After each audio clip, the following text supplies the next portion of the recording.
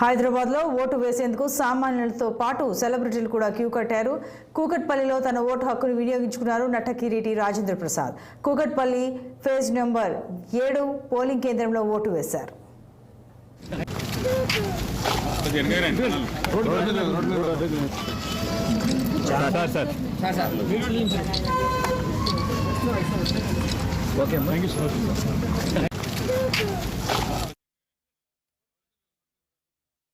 ప్రాణమైన తెలుగు ప్రేక్షక దేవుళ్ళందరికీ నమస్కారం. నేను చెప్పేకంటే ముందు మీరే చెప్పారు బహుశా బాబు ఓటేయండి బాబు ఓటేయండి బాబు. అందరికీ నమస్కారం. ఓటు వెయ్యని వారికి మాత్రం ప్రత్యేకమైన నమస్కారం. దయచేసి లేవండి. ఒక రోజే అయింది, ఇంకొక రోజు ఉంది.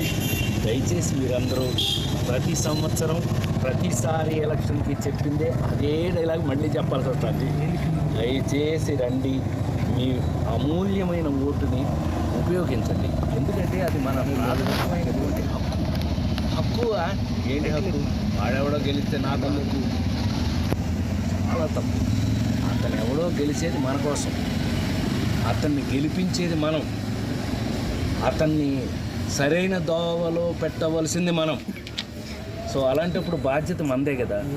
అసలు బాధ్యత తీసుకోకపోతే మనం ఏమి అడుగుతాం రేపు? దయచేసి మరొకసారి మీ అందరినీ చెప్పిందే చెప్తున్నాను అనుకోవద్దండి. తప్పదు, ఏం చేస్తాం.